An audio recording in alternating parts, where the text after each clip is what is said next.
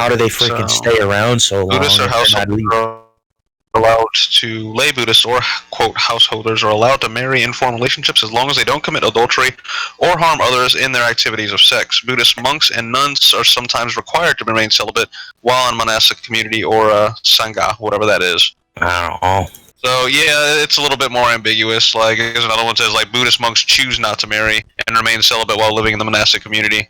So I get the feeling that it's one of those things where it's like you can, but I think most choose not to. Interesting. I know that freaking a lot of them start off really fucking young, and then after a certain point, once they reach a certain age or whatever, they're able to actually leave their temple. Yeah. But yeah, see, I don't know too much about it. I want to say Buddhism would like err more on the side of you not doing that, specifically just for the fact that, like, you know, the ultimate goal of Buddhism is to achieve nirvana, which is enlightenment and basically releasing yourself from all worldly ties. I would assume that, you know, you wouldn't want to have, you know, relationships, or, well, not necessarily not have relationships, but, like, you know, you wouldn't be tied down by any worldly desires, I would say. Like, well, I'm not really specifically talking about modern day Buddhism, because you're talking, you know, because remember, Chinese history goes back fucking thousands of fucking years. Yeah. Right? So, I don't really know, you know, how that shit works. I am familiar with the fact that there have been a lot of freaking, like, you know, dynasties where the leadership freaking do pick up concubines and wives. Yeah. And they try to preserve their freaking, you know, lineage as much. Yeah. But it's like, it almost begs the question, how do those types of families and religions, I mean, just, these stories that I read, though they are just stories of fantasy and stuff, like, especially with their martial artsy stuff, it does beg, you know, kind of beg the question, how much of this is actually based off of real, you know, things that have actually happened? Probably just takes bits and pieces. You know, it's like, set aside the mystical shit that they do with their cultivation. And, I apologize for the mixed answers, but much like Christianity, Buddhism does have, like, little fragments and offshoots.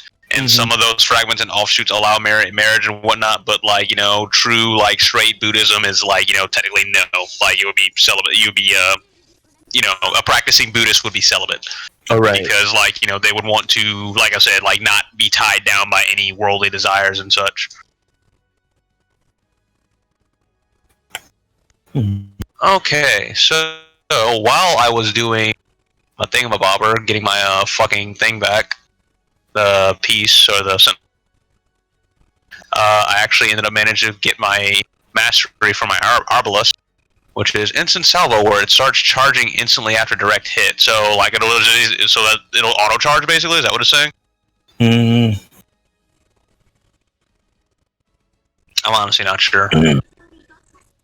Let's see. I've got 2 Praetor Suit tokens, 2 mastery tokens, regenerating barrels, explosive pinatas. Breaking barrels will sometimes leave ammo. Regenerating barrels. Barrels have that explode will respawn around once after a short duration. Barrels dropping ammo seems more useful.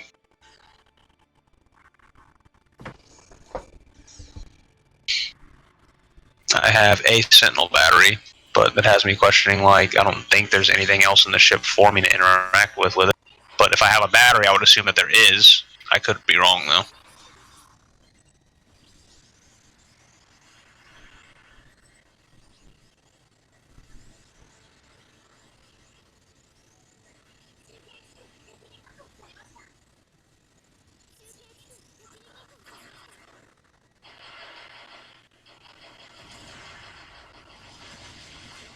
Anything at all here? Here's some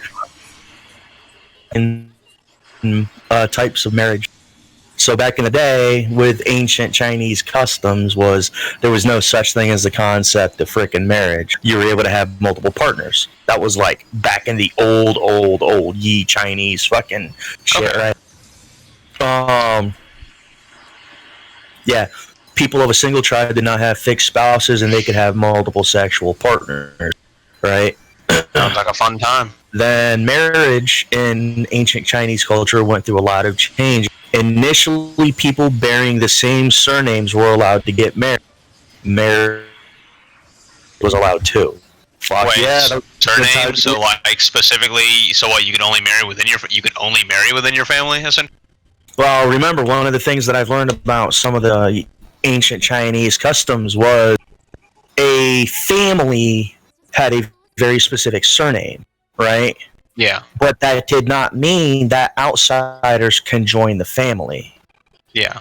Right? So, say, some ye old Chinese family that's, within lower to middle to upper freaking class nobility freaking was like good at this. And people would join the family not under their name, but almost like apprentice under members of the family. Okay. Like, and then being welcome to the family doesn't necessarily fit in the family. Right. Once they actually show promise, show their worth, as in, like fucking martial arts, and he shows really good future potential of the family, they adopt them in, and that person becomes an official member of the family according to the freaking some kind of paperwork. Their fucking name list. I don't really know what it's called. Okay. Right. And then members within the same freaking family of that surname, they don't have to be related, right? So it's like they're allowed to marry, Got That's actually one of the things I actually read in some of these stories. Where in some of the stories that I read, that actually happened. Members within the same family getting engaged or married to each other. Makes sense, I guess. So it's not technically incest, even though incest was allowed at the time. So if you're really into that sort of thing, it was a good time to freaking be alive. That's where the whole concept of marrying cousins big deal. Let's see. Further on. Let's see. All I think of every time I think of that is I think I sent it to you before. It was a thing the guy was talking about, like, all the different types of girls and like harems and stuff like that. Mm-hmm. And he's just kind of like growing.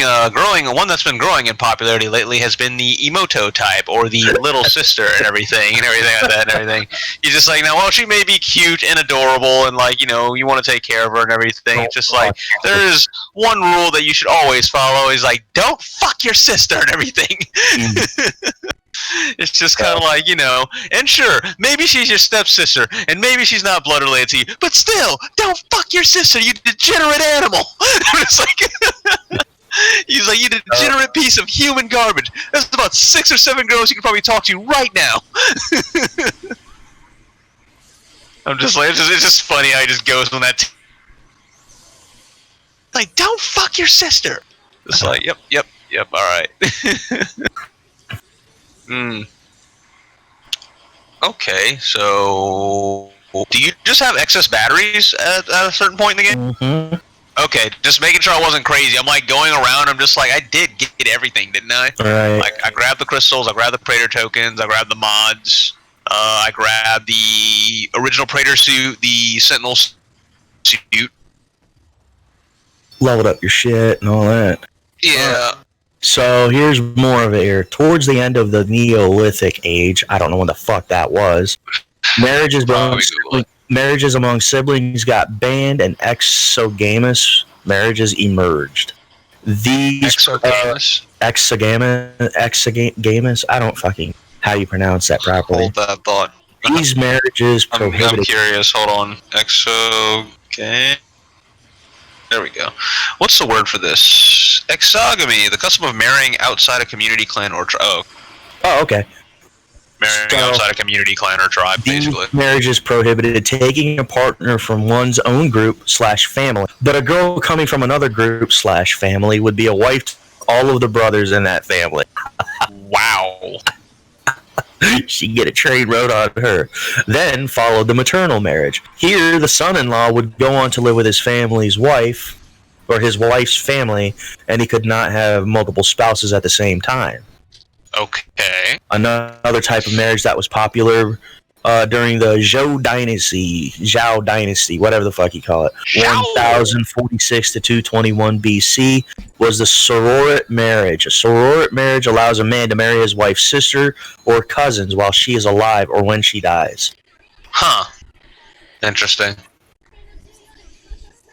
So real life sister wife scenario. Yeah, you could freaking marry your wife's sister or cousins.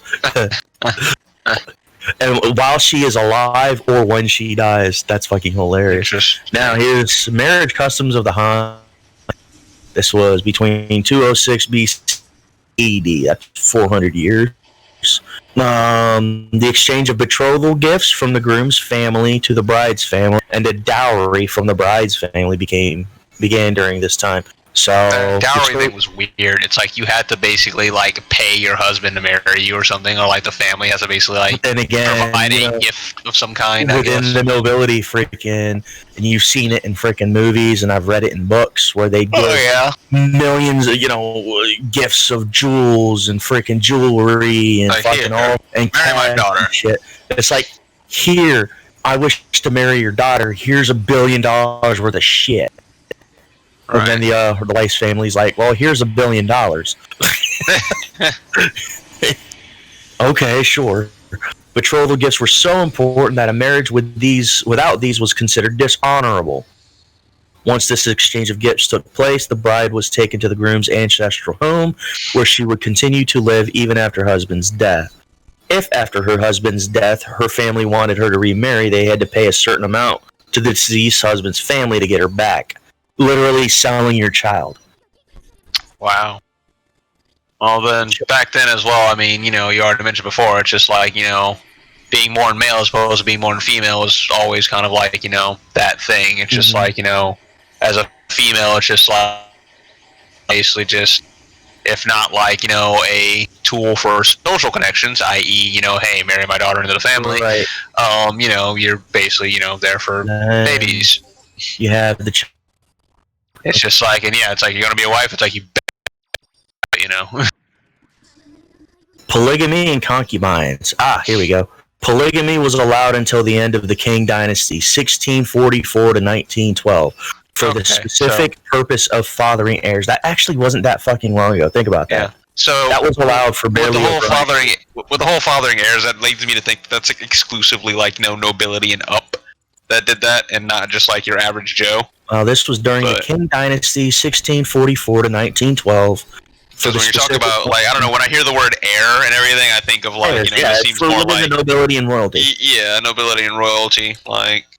So we have, since the Chinese culture is patrilineal, it was important for a couple to have a son. An heirless man could have additional wives to increase his chance of having a son. Concubinage is a term that refers to a sexual relationship between people where they cannot be regarded as legally or socially married. Such a woman is called a concubine. Concubines do not have elaborate formal wedding ceremonies, and they can be divorced arbitrarily.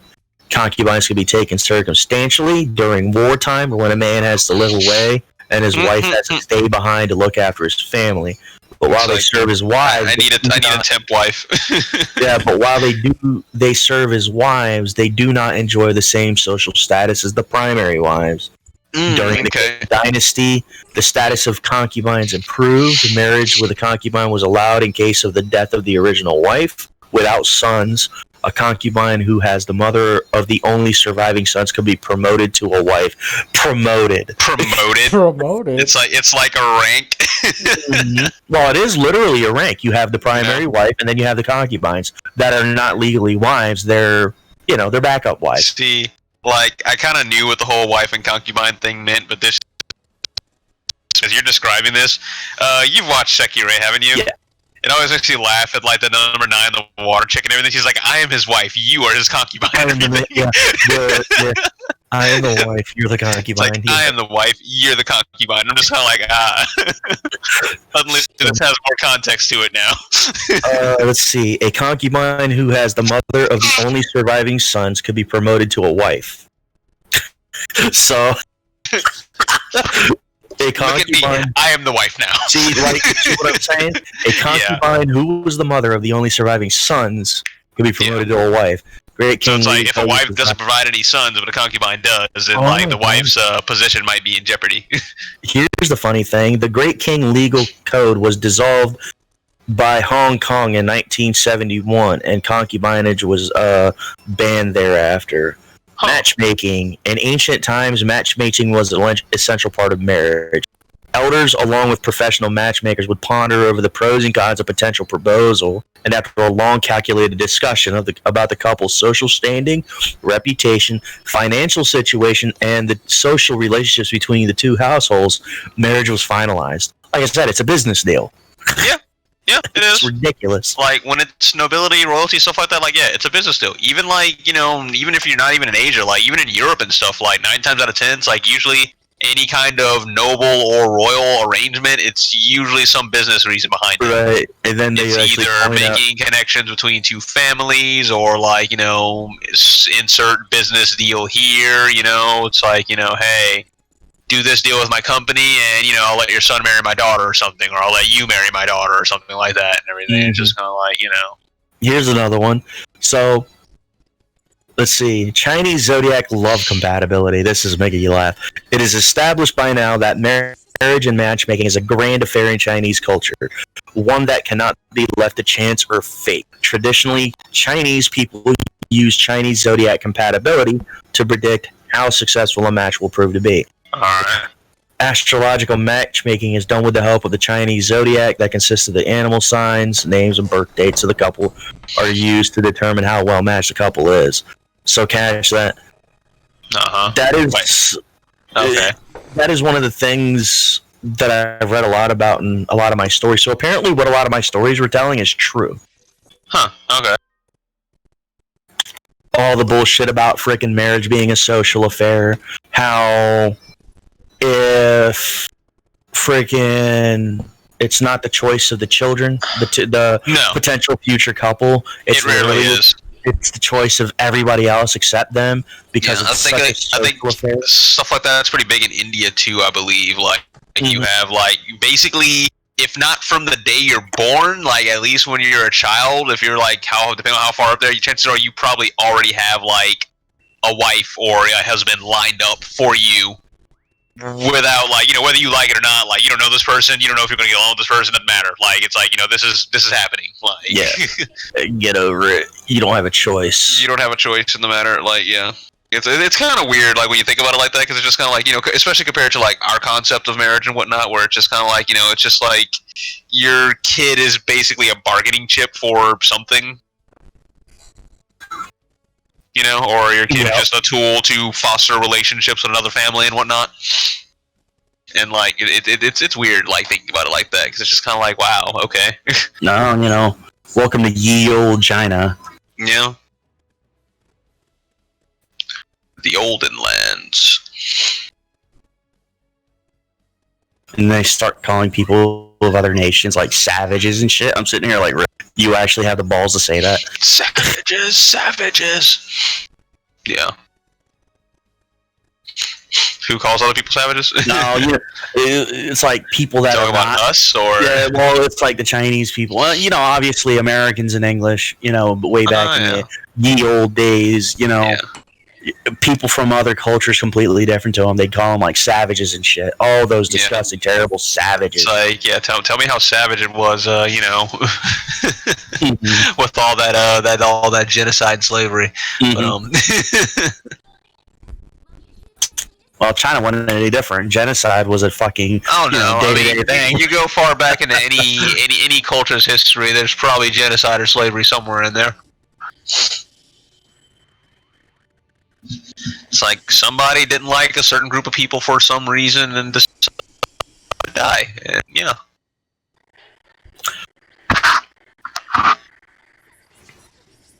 it's just kind of like,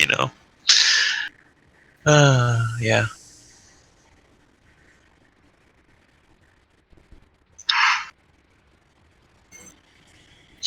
Really, really weird way of thinking.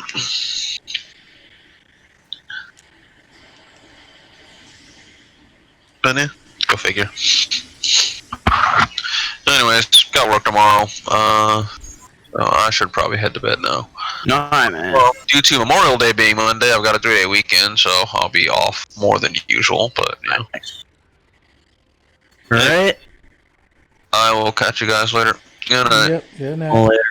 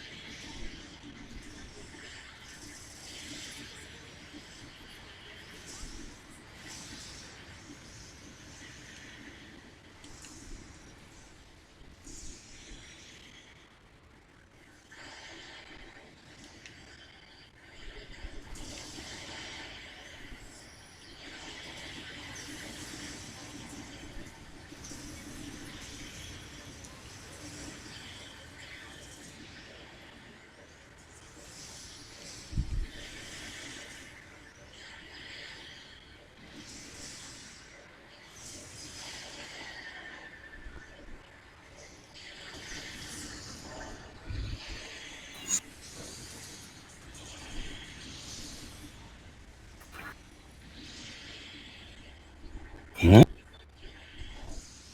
Oh, took him that long to get out, huh? Wait, he's still in here? He was for a bit.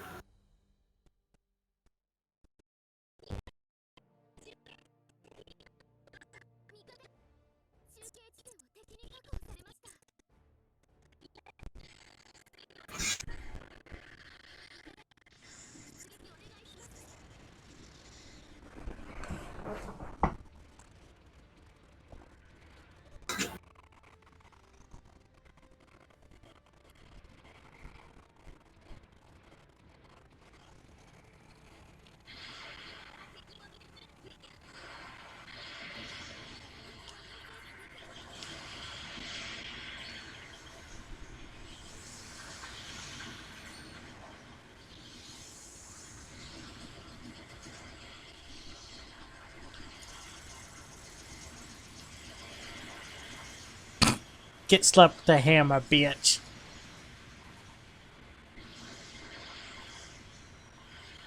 I'm a Gundam, hear me roar. See me slap him with a hammer. Okay. AKA What's... a spiked ball. A ball and chain, or whatever you want to call it. I don't know, they call it a Gundam, oversized ball with boosters on it that launches itself at the enemy, a Gundam hammer. Gundam hammer.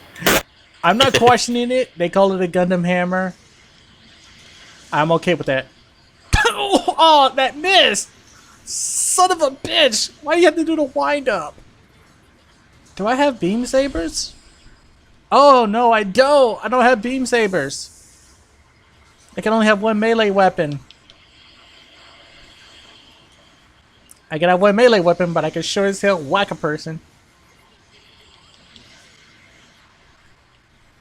It's funny I'm playing whack-a-mole with people. It's like, oh, I see somebody. Whack. Oh, I see somebody. Whack. What hit me? That person over there playing whack-a-mole with you.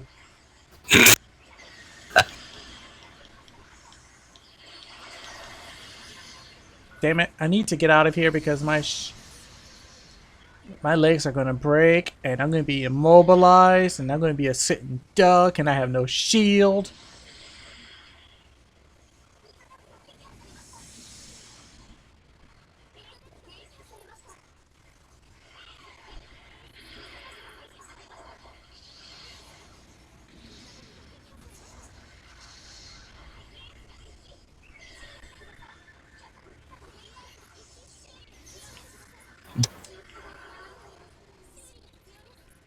Gundam hammer.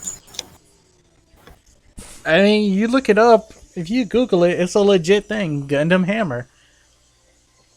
And every time you look up Gundam members, oh, what the? Oh, I just got my face blasted by something.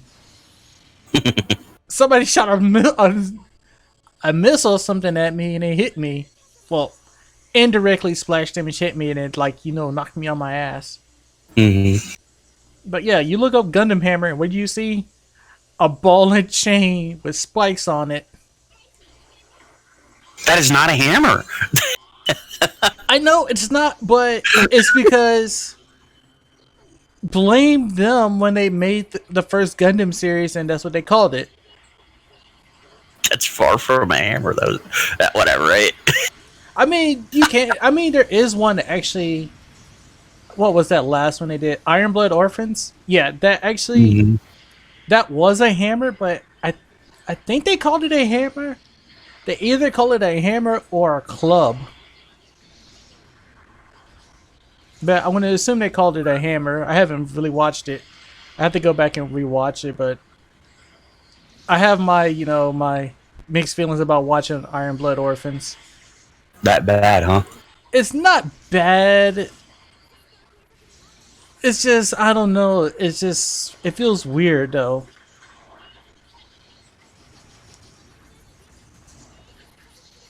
Was it not anime enough? Too anime? I don't know. It's weird because you watch Gundam and then you're like, oh yeah, everything's they move away from all this military it's all about the government and politics, and this one is more about a private military organization. What's wrong with that? Nothing, because even this game, everybody you play as is just a private military organization. Mm-hmm. Bitch, get hammered. But I have nothing against it. It's just, I mean, I'm expecting somebody to die in the Gundam series, but when your main character dies at the end, that's kind of like, well, damn. All that work that he did for nothing. All that work. Well, he did push the Gundam to its limits.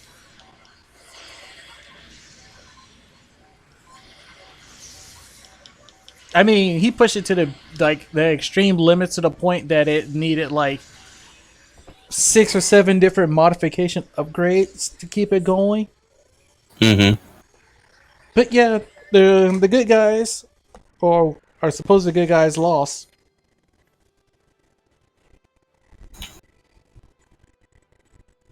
I will commend this guy. I'll praise you. And yeah, we'll praise you. I beat my rival.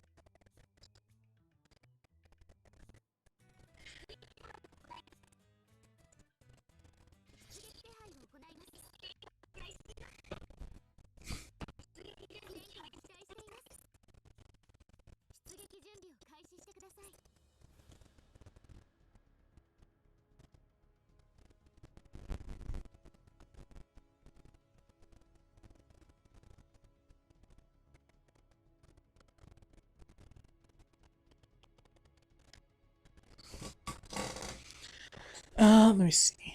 Switch mobile suits. Wait, can I use this one? Yesterday, where? Oh wait, I had one of you. What do you use?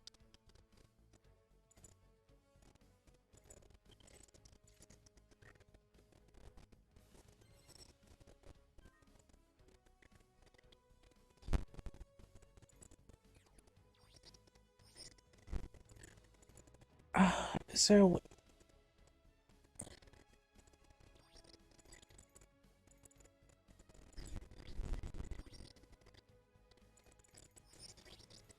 Customize. Okay, he has a machine gun. Machine gun, beam rifle, missiles, Vulcans.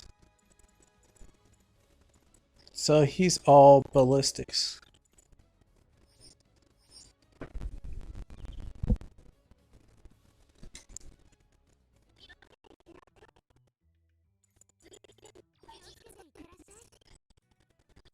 I want to try some. I want to try this other mode over here. Oh my god, everybody walking around with a freaking Char helmet. You wannabe scrubs.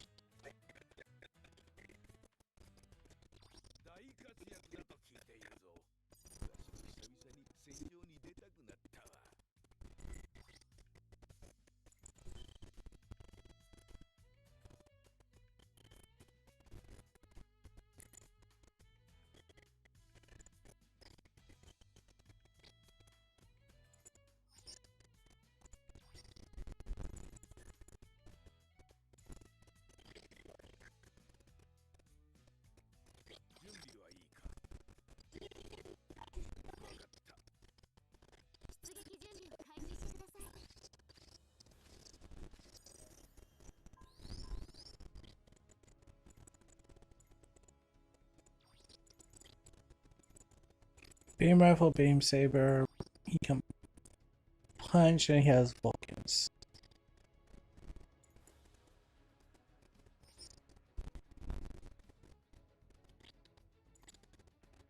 Beam rifle, beam saber, grenades, guns.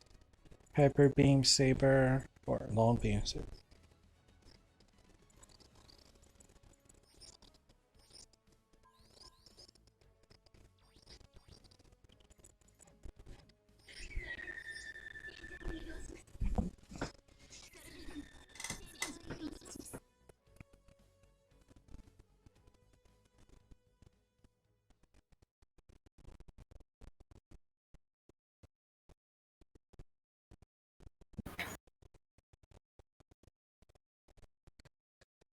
Anime tonight!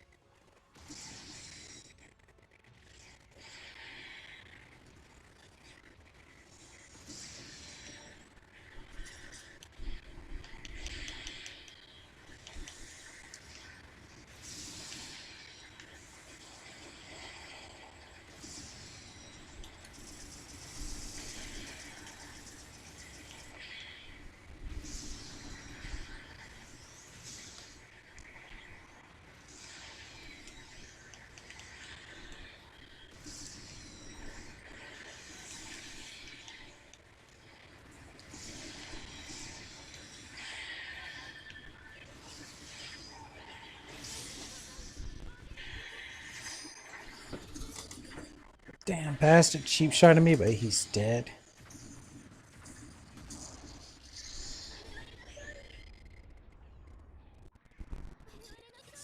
Rip his face off.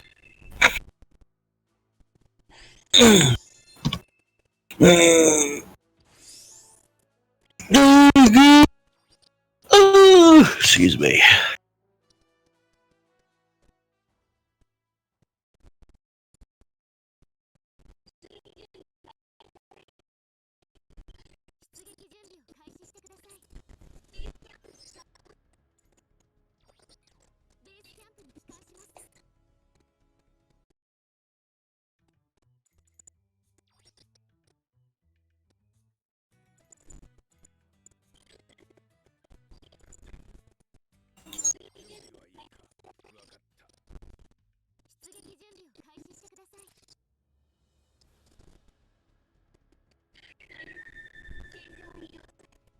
Oh crap, no, I didn't want to use my Gundam. I wanted to use something else.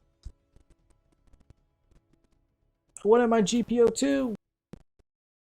I wanted to bust out the atomic bazooka.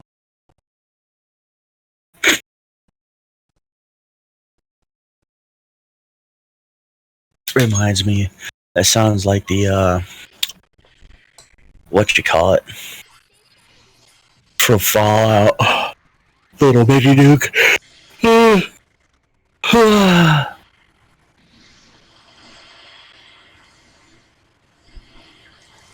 What the? Okay, yeah, fuck you. You're playing cheap over there. I see you.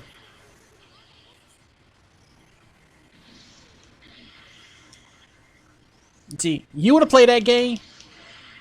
We're gonna play that game. I'm gonna knock you on your ass. Get hammered.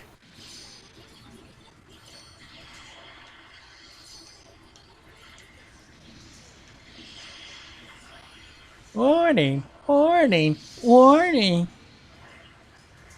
Oh my god, it's humongous! Okay. That's what she said. His. That's not what she said. I'm Asian, so.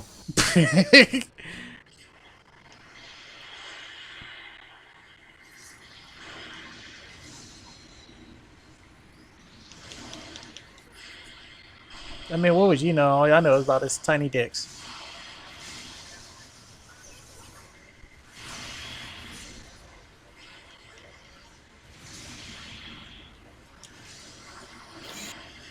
Okay, yeah. No, I'm actually. I don't think GPO2 would help. I need something like with a machine gun or something.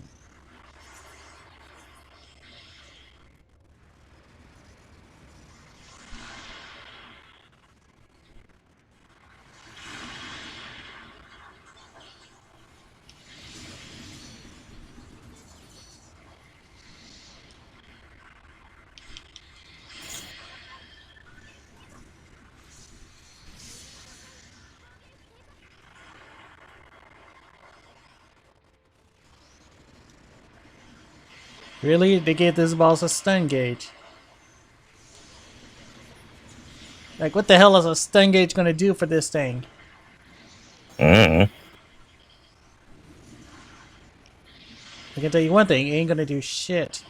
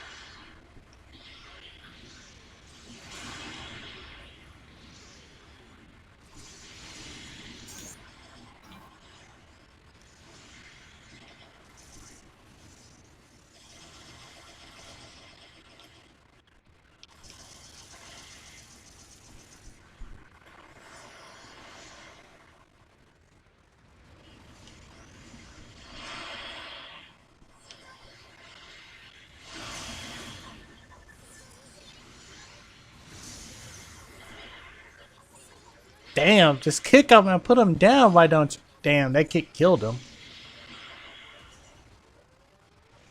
You know you're fucked when you get kicked and you explode.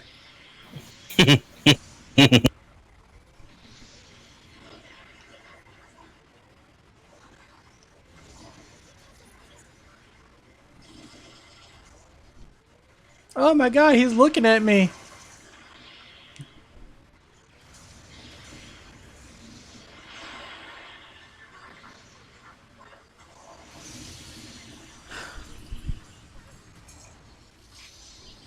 He fired his laser at me and it hurts.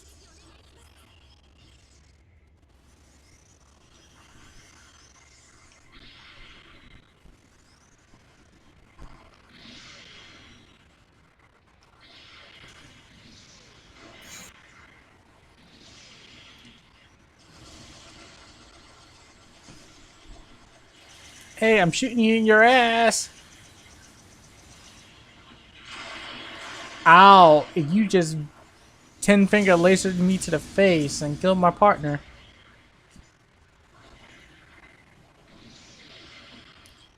You know you're fucked up when you get 10-finger laser to the face and it outright kills you. 10-finger lasers? What? Sounds kind of painful. Painful is an understatement. You just might as well write your prayers and then go hop in your grave. Pray to baby Jesus. Hope that baby Jesus will save you.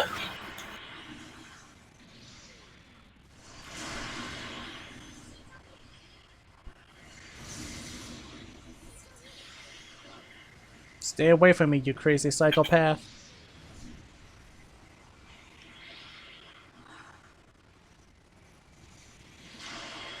Oh, yeah, fight. Damn. That double tap. Yeah, this is something you definitely need, like, 2 other people to help you do this with.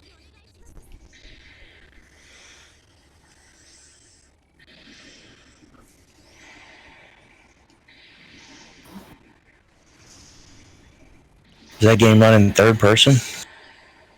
Yeah.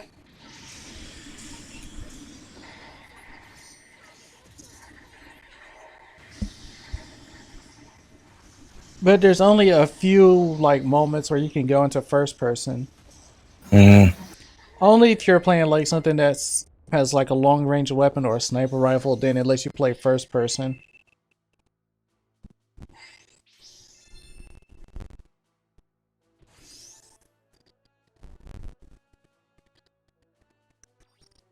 Ooh, that was brutal.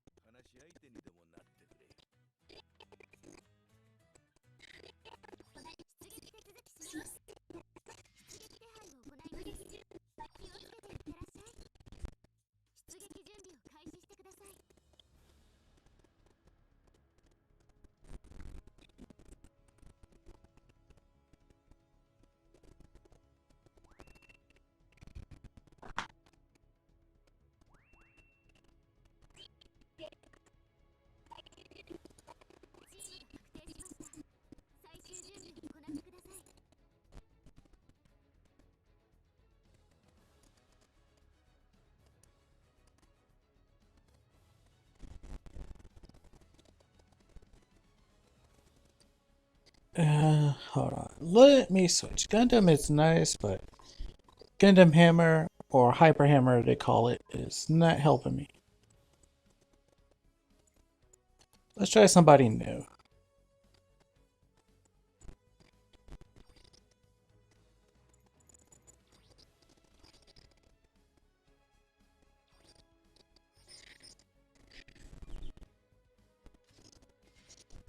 Busting out the Pixie.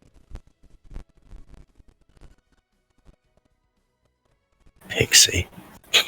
It's a Gundam called Gundam Pixie. It's like a little ballerina. No. Well, I guess you could call it a ballerina if you call using like, I don't know, a couple of beam daggers like a madman. If you want to call that a ballerina. Close enough, I guess. Gundam freaking ninja. Oh my god! Oh god! Fuck! Like a lot of these Gundams I never heard of until like recently. But I mean, they're all part of the Universal Century timeline. Mm-hmm. Roughly around the time of the 1 year war time. But yeah, 1 year war mark. Which means there's a lot of Gundam series I got to go back and look at. Which one of them I really don't want to look at because it looks kind of, I don't know. It might be suspect. Yeah, I guess. There's one I got to look at. For the longest time, all of them look suspect. No, the worst one that was really suspect was the one they call Gundam G Savior. That was horrendous. That was the atrocity that should have never happened. And I sat there for like an hour and a half, almost 2 hours on YouTube looking at it. And I'm like, who made this atrocity? It is almost like a live action CGI type movie. Oh no, not that. Yeah, no wonder. I already heard it was bad. It had bad reviews, and I was like, it can't be that bad. And then I looked at it myself. Give it a shot, and you had to reflect on life after that. Yeah, I know that feeling. I reflected on life, almost like saying, like, you had to question your humanity. I had to question my life morals at that point. You're just like, was this really worth it? And the only other one I have to look at is the 0079 MS Igloo. Which I heard is somewhat... It's not super dark, but it's semi-dark.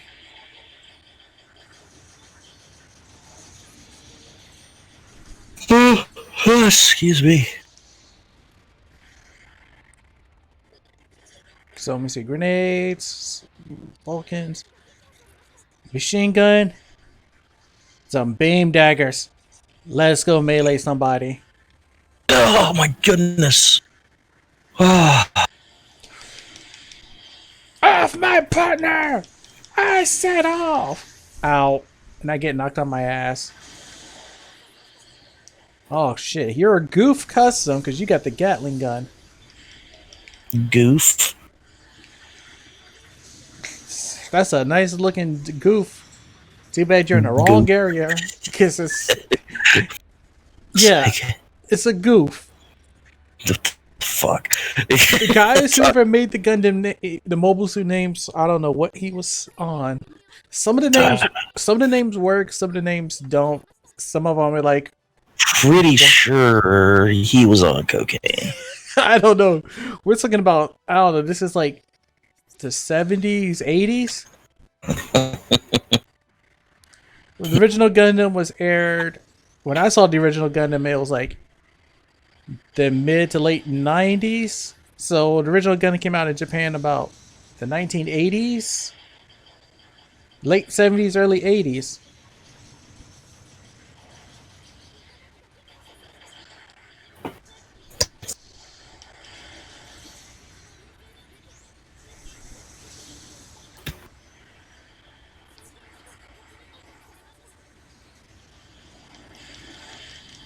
Oh no! I got beat in a melee combat. How do I get beat in a melee combat? That's BS. Oh, you had the Gundam Fairy. No, somebody timed a counterattack. And if you time a counterattack just right, it will you will counter them and knock them on their ass. And then from there is just a fucking gang fuck. Yep.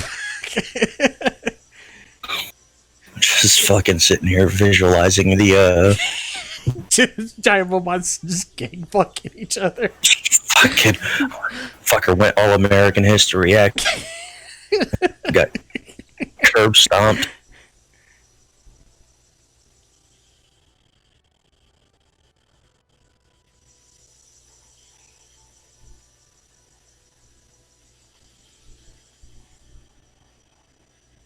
Well, you know, is that game kind of like an arena shooter or something?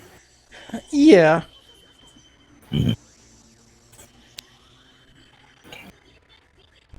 Is it all ground combat, or is there any kind of like aerial combat, space combat? There's ground combat and space combat. But they also have like a deployment restriction cost. Mm. And so you can only use something that's like under that restriction cost. They also use the game of rock, paper, scissors in this one as well. There's like every this Gundam stronger than this Gundam. It's but a type. Weaker than that Gundam. Yeah, it's a typing of. There's your raid types, there's your support types, and your general types. Oh. Your raid types are like we call your powerful rushers. Go in hard, hit them fast, knock them over. Your support is like your heavy artillery, your back group people, and your general is your well-rounded types. Your raid types beat support, support beats general, and general beats raid types. And the game will tell you this because you'll be notified, like, if you see an enemy, if you see white letters, they'll tell you you're at a disadvantage. Which you can still beat them, it's just you do less damage to them. Well, that's kind of dumb. I mean, I'm always going against getting a disadvantage, but I still can beat them. Well, I mean, like I was saying, it's like one of the ones that I think is kind of dumb. It's like type is like artillery and shit. I'm pretty sure if a freaking, you know, rush down fucking, you know, melee freaking gun mobile suit freaking rushes in and gets blasted in the face by that artillery, they're probably done for. But you know, that's just my opinion. You know, you'd think that they'd remove that type trumping because this isn't fucking Pokemon, you know. Yeah, you would think, but they did this to keep us sort of balanced so people don't be like, oh, I'm just going to grab this guy because, you know, heavy artillery. But you also realize some artillery are better than others. Because some can actually, you know, do sustained fire while others, you know, if you can't sustain fire, well, you're fucked.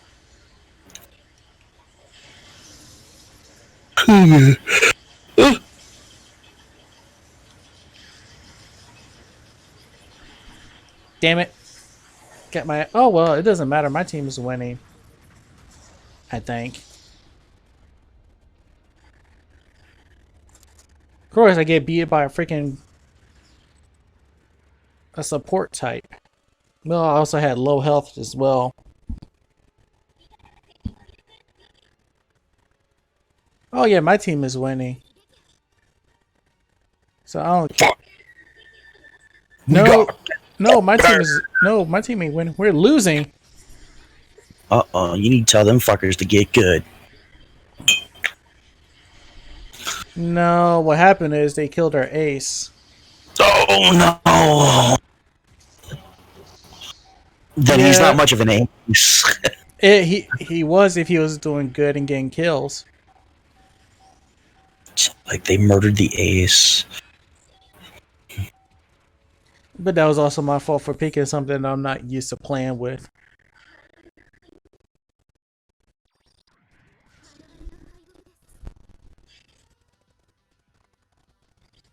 Well, I'm gonna jump off because I'm literally falling asleep on this chair. I had to shut off my game like 10 minutes ago, or several minutes ago. That's so, fine. I'll talk to you later then. Yeah, laters. See ya. See ya.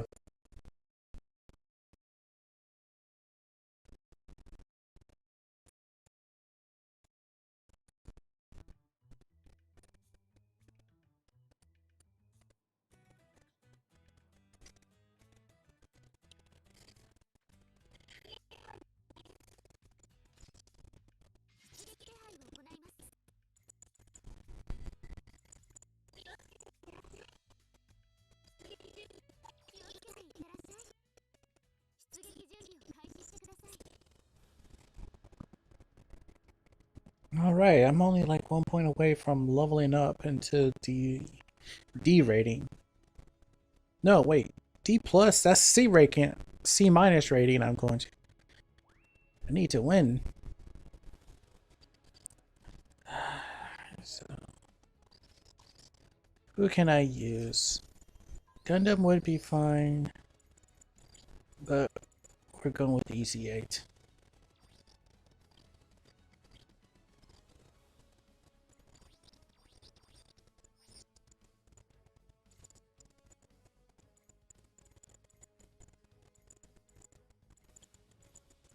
Cannot sortie? Why can't you?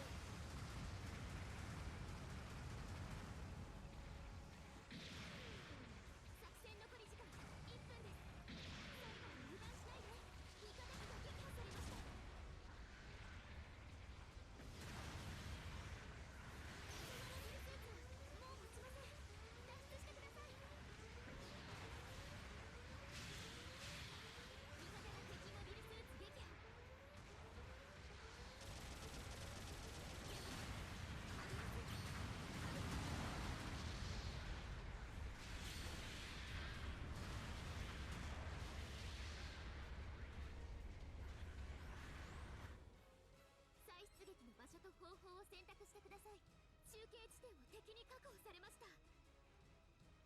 中継地点の制圧確認。味方が敵モビルスーツ撃破。出撃お願いします。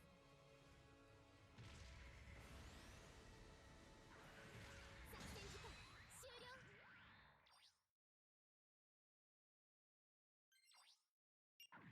我々の勝利です。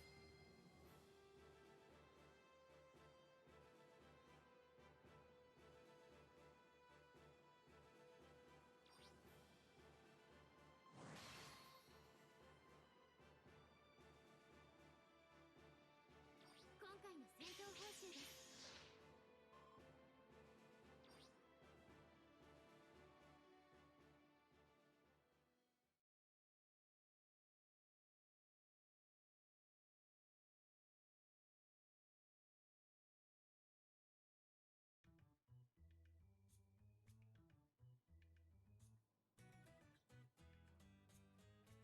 出撃手配を行います。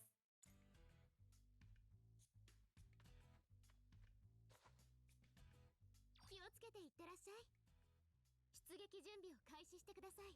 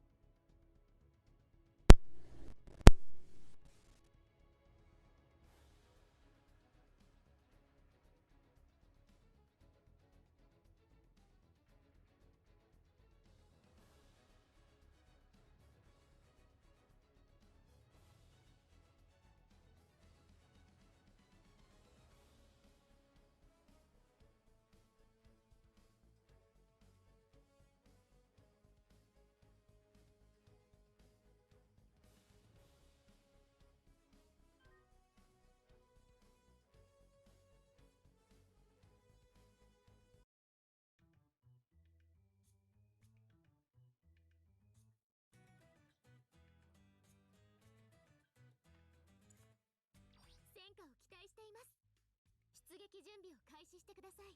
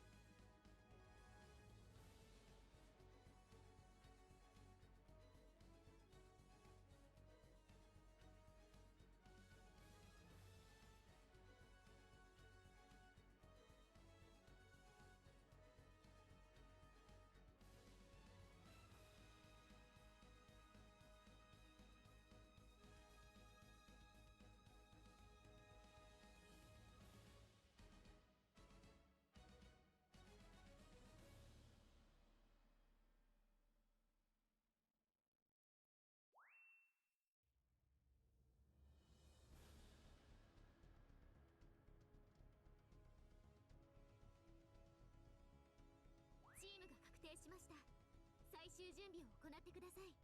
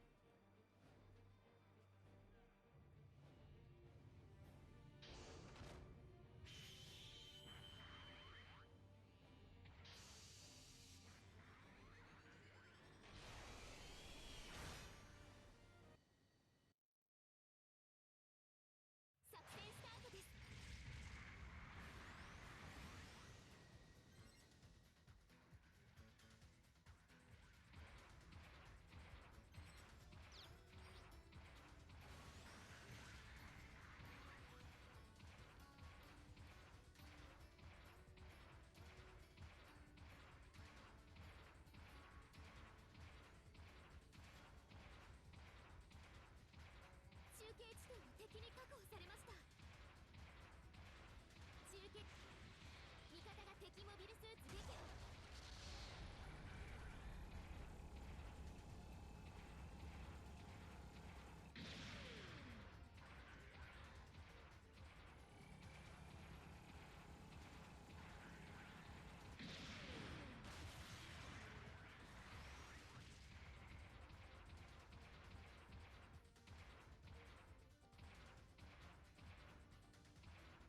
中継地点を敵に確保されました。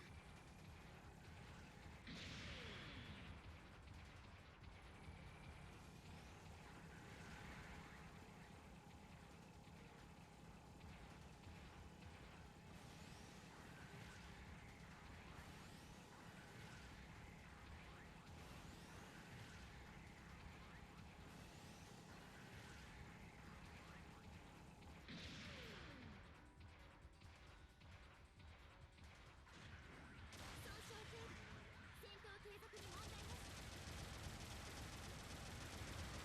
方が敵モビルスーツ撃破。中継地点の制圧確認。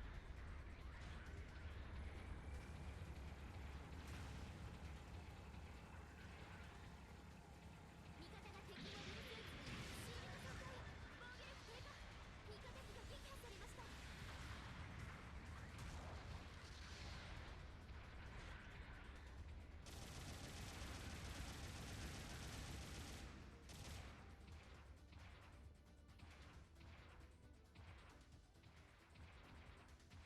中継地攻撃が来ます。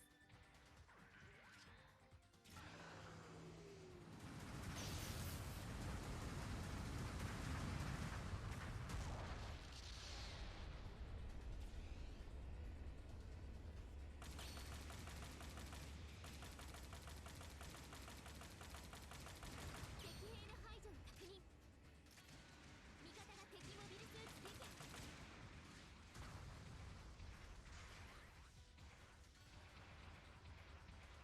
味方機が撃破されました。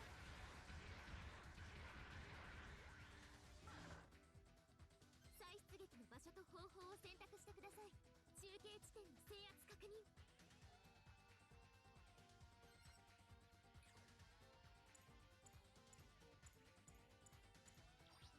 出撃お願いします。砲撃が来ます。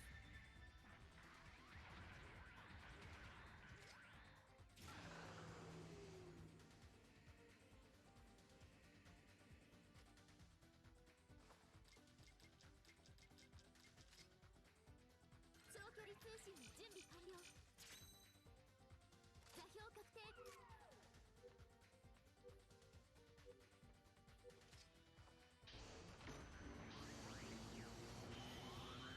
方部隊からの支援砲撃が来ます。敵モビルスーツ撃破。敵モビルスーツ撃破。砲撃終了です。支援砲味方が敵モビルスーツ撃破。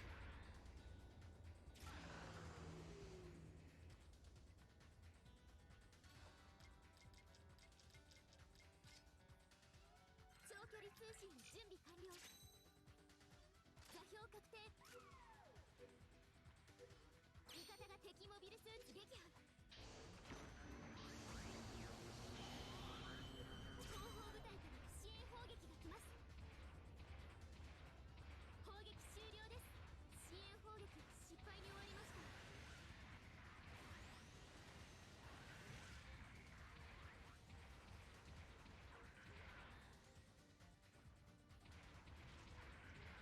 敵モビルスーツ撃破。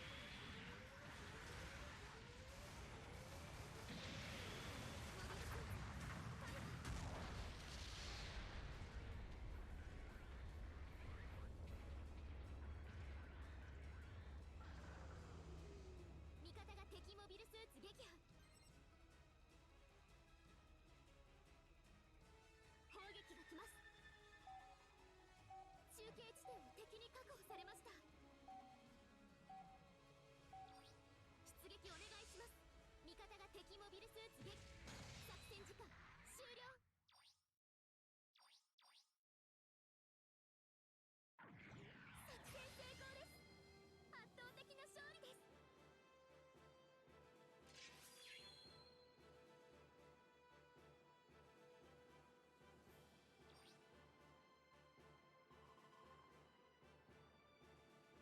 今回の戦闘報酬です。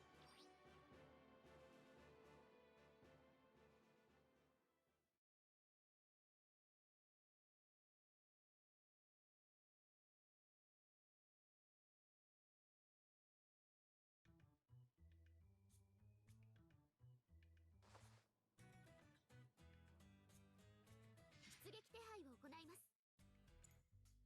気をつけていってらっしゃい。出撃準備を開始してください。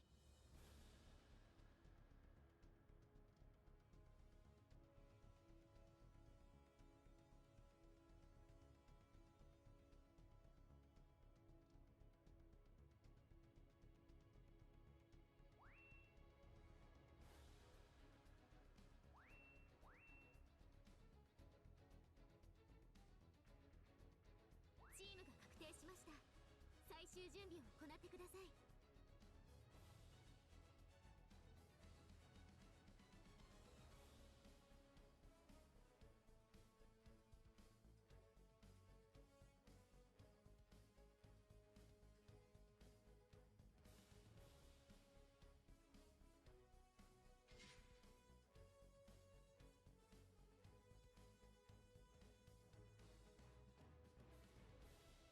それでは戦場へ移動します。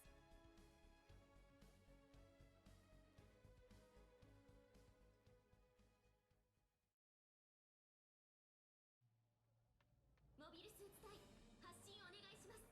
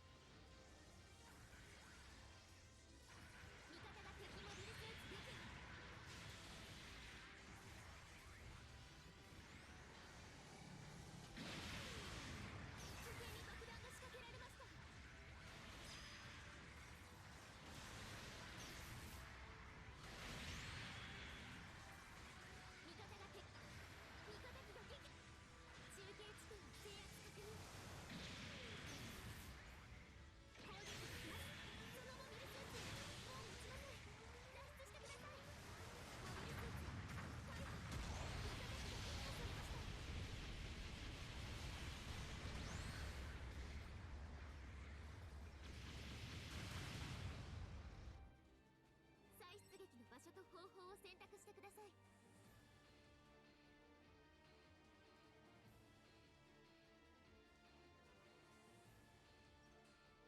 砲撃が来ます。味方が出撃お願いします。中継地点、敵のジャミングで電子機器に悪影響が出ています。拠点の爆弾による大破。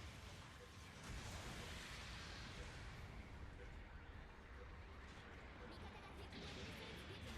後方部隊からの支援砲撃が来ます。砲撃終了です。支援砲撃は失敗に終わりました。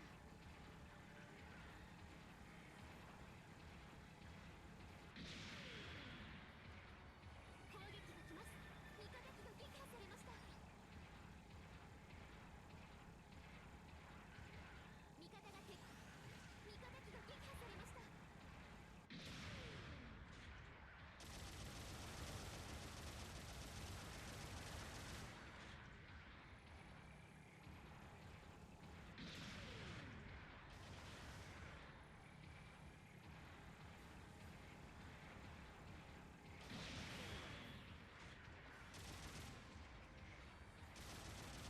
方が敵モビルスーツ撃破。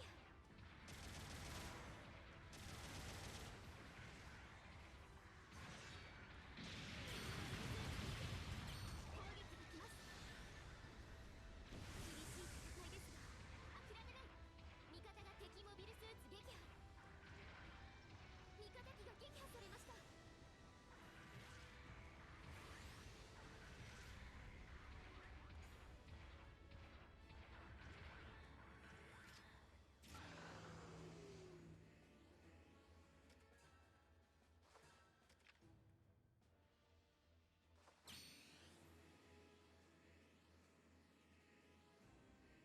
中継地点の制圧確認。味方機が撃破されました。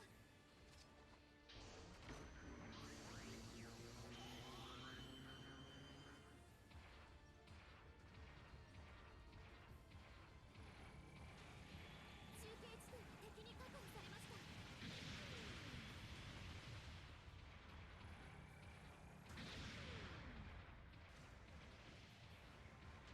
作戦残り時間2分です。本作戦における拠点の重要度が上昇しました。味方が敵モビルスーツ撃破。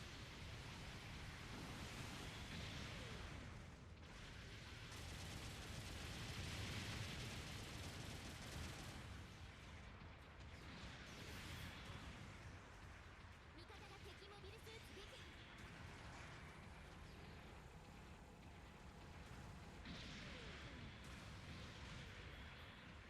味方機が撃破されました。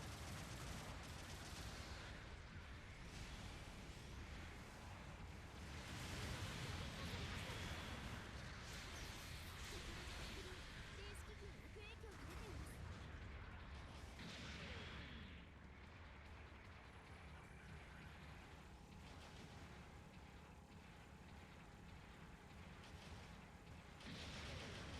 方が敵モビルスーツ撃破。作戦残り時間1分です。諦めないで。砲撃支援が実施されます。敵モビルスーツ撃破。味方機が撃破されました。後方部隊から支援砲撃が来ます。砲撃終了です。支援砲撃が失敗に終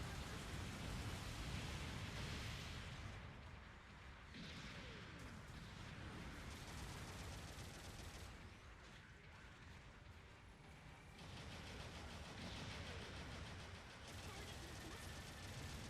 敵のジャミングで電子機器に悪影響が出ています。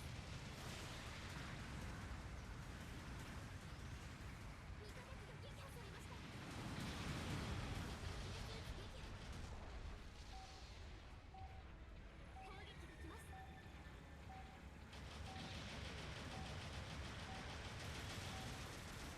作戦時間終了。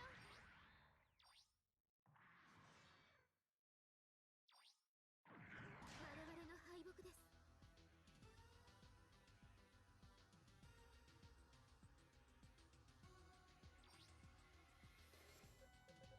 今回の戦闘報酬です。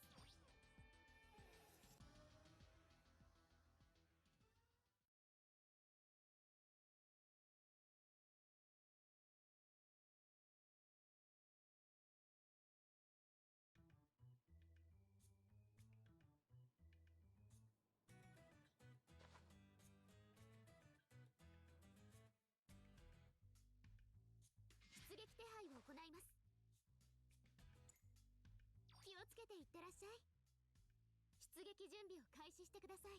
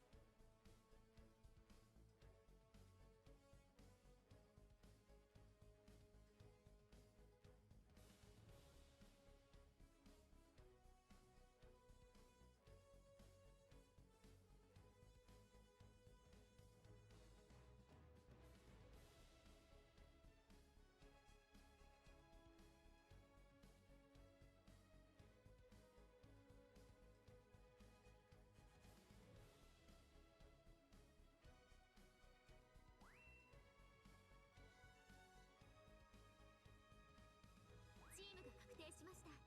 最終準備を行ってください。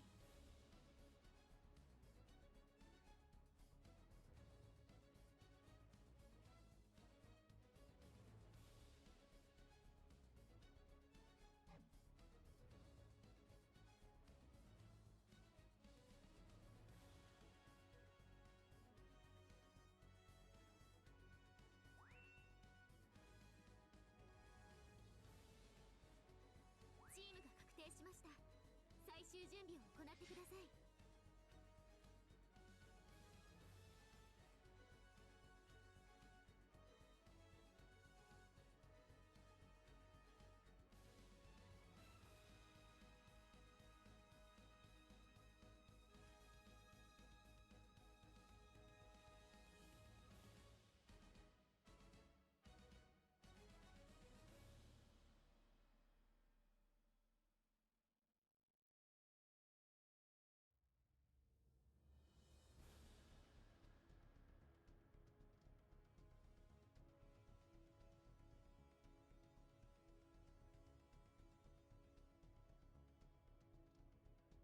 それでは戦場へ移動します。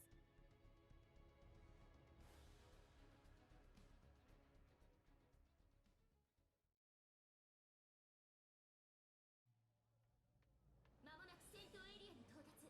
順次出撃お願いします。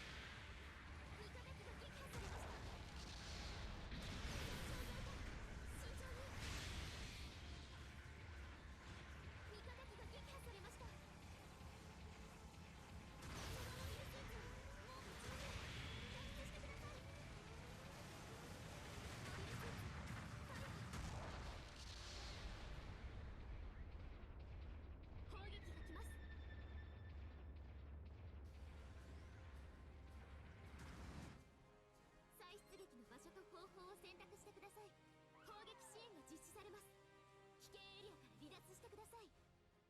中継地点を敵に確保されました。後方部隊からの支援砲撃が来ます。味方が敵モビルスーツ撃破。出撃お願いします。支援砲撃の効果あり。一気に攻めましょ